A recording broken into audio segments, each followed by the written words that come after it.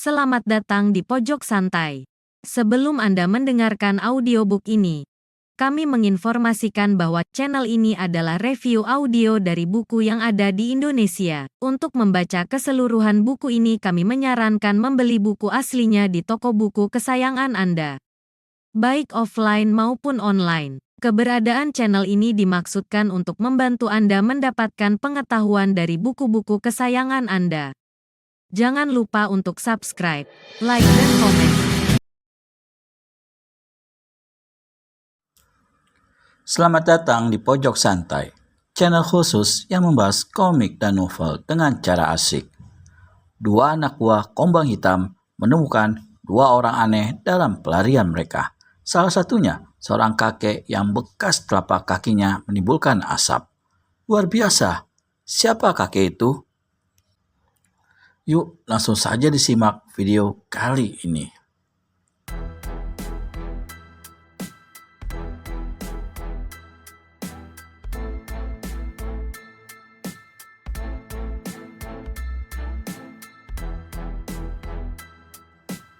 Mereka memandang ke tanah ladang. Astaga, bekas telapak kaki kakek itu berasap, kata yang satunya dengan kagum sekali. Iya benar, gumam yang lain. Bekas telapak kaki itu sangat dalam dan mengeluarkan asap. Bahkan, lihat, bekas tongkatnya pun dalam dan berasap juga. Orang itu geleng-geleng kepala. Luar biasa sekali kekuatan tenaga dalamnya. Aku jadi kepingin menjadi muridnya. Aku juga. Tapi, lihat lagi. Jagung di dekat telapak kaki itu sepertinya juga berasap. Tangannya memandang dengan dahi semakin berkerut. Kemudian, ia memetik jagung muda itu dan membuka kulitnya. Mata mereka semakin terbelalak. Ya ampun, jagung ini menjadi matang. Seperti jagung yang baru saja dibakar. Luar biasa. Hangatnya terasa di kulit tangan. Coba, kau makan jagung itu sebiji. Apa benar-benar matang? Kemudian, orang yang disuruh mencoba itu benar-benar memetik satu butir dari rentetannya. Butir jagung itu dimakan. Ia mengunyah-ngunyahnya sebentar. Ia menggumam dalam kunyahannya. Rasanya pahit-pahit getir. Dan, aduh, kepalaku jadi menggeliang begini. Ia limbung sedikit, berusaha berpegangan pundak temannya. Temannya menjadi heran bercampur tegang. Kenapa kau? Kenapa? Tiba-tiba, orang yang mencicipi jagung matang itu terbungkuk dan memuntahkan sesuatu. Mata temannya semakin bundar melebar. Ia melihat seluruh makanan dimuntahkan dari mulut sang teman. Cukup banyak orang itu muntah-muntah isi perutnya. Wajahnya menjadi pucat pasi dan melemas. Tentu saja, sebagai teman, ia kebingungan dan segera memapah pergi. Ia menyeret kaki temannya yang lemas sambil sedikit berlari. Tapi tubuh temannya menjadi dingin dan kian dingin. Jagung itu masih mempunyai kekuatan tenaga dalam. Untung kau baru makannya satu butir. Coba kalau kau makan semua, kau pasti tidak akan tertolong lagi. Benar-benar gila ilmu yang dimiliki kakek berjubah kuning itu. Bertahan sebentar lagi. Nanti ku mintakan obat pada Sugolo. Dia bisa menawarkan racun dan sudah mulai menguasai pengobatan penyakit dalam. Kau masih kuat untuk bertahan kan? Masih kuat? Kau masih kuat kan? Masih. Jawabnya lemas. Tubuh itu semakin dingin, semakin pasrah diseret. Dan setelah diperiksa sebentar, ternyata tubuh itu sudah bercucur keringat.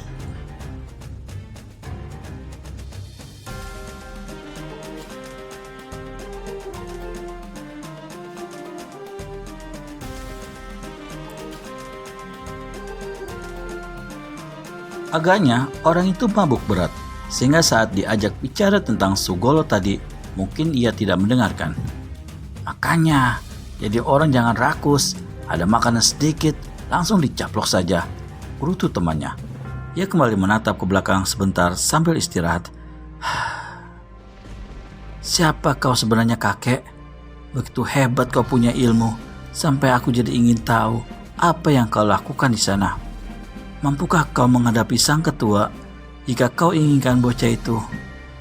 Dan mungkinkah kau akan bertemu dengan perempuan cantik berjubah ungu itu? Mungkin kau kalah sakti dengannya, kakek tua.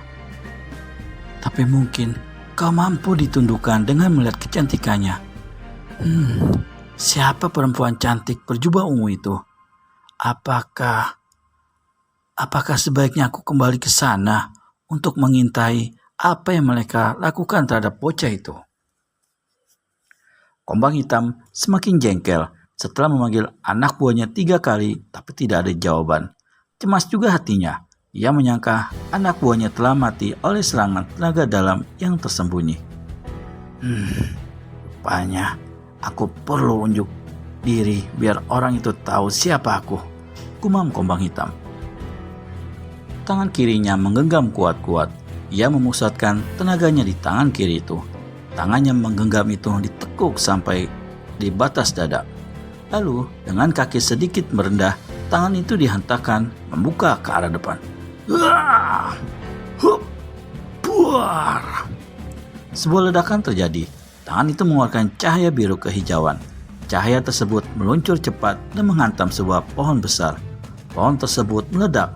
Akarnya terangkat naik. Tumbang dalam keadaan hangus. Napas Kombang Hitam pun ditarik panjang. Ditahan dalam dadanya. Kemudian dihembuskan pelan-pelan melalui mulutnya yang sedikit ternganga. Waktu itu, bocah berkulit sawo matang itu menutup kedua telinganya sambil merendahkan badan. Ia sangat ketakutan mendengar suara ledakan begitu kerasnya. Ia merasa ngeri melihat pohon sebesar gajah tumbang bersama akar-akarnya. Kakinya gemetaran bagai tak mampu dipakai berdiri lagi. Namun matanya masih mencuri pandang ke arah Kombang Hitam karena hatinya ingin tahu apa lagi yang dilakukan orang berwajah sangar itu. Duar! Duar! 2 pohon besar berjarak jauh kembali tumbang oleh sentakan tenaga dalam Kombang Hitam.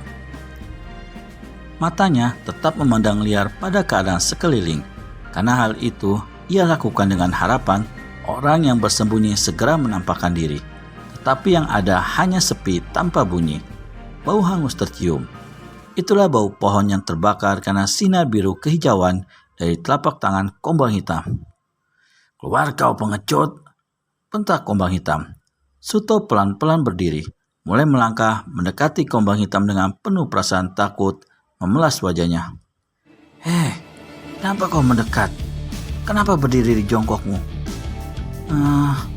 Bukankah kau menyuruhku keluar? Bukan kamu bodoh. Orang yang bersembunyi entah di mana yang kusuruh keluar dari persembunyiannya. Suto tersenyum sinis bernada mengejek. Tetaplah di tempatmu. Kau akan setelah penyerang gelap itu kubereskan. Coba saja, jawab Suto dengan makin menjengkelkan. Ia kembali ke tempatnya dan berjongkok sambil siap-siap memegangi kedua telinganya, menutup dengan kedua telapak tangannya. Anak bodoh, geram Kombang Hitam lagi sambil mendengus kesal. Belum sudah tutup telinga. Rupanya Kombang Hitam sengaja membiarkan suasana hening beberapa jurus. Ia menunggu kemunculan penyerang tersembunyi. Ia memandangi kudanya yang sekarat. Mati tidak, namun tak punya kemampuan untuk berdiri lagi. Semakin jengkel hati Kombang Hitam jika melihat keadaan kudanya yang menderita. Tak seberapa tinggi sebenarnya ilmu orang yang bersembunyi itu, pikirnya. Sayang, aku tidak bisa mengetahui di mana dia bersembunyinya. Matanya pun segera memeriksa ke atas, siapa tahu penyerang gelapnya itu ada di atas pohon. Ternyata tidak ada apa-apa di sana. Penasaran sekali Kombang Hitam jadinya. Setelah lama dirasakan keadaan sepi dan aman, maka Kombang Hitam pun segera mendekati Suto. Apa gerangannya akan dilakukan Kombang Hitam pada Suto? Temukan jawabannya di video selanjutnya hanya di channel Pojok Santai. Segera subscribe dan tekan tombol lonceng untuk mendapat notifikasi video terbaru dari kami. Terima kasih dan sampai bertemu kembali.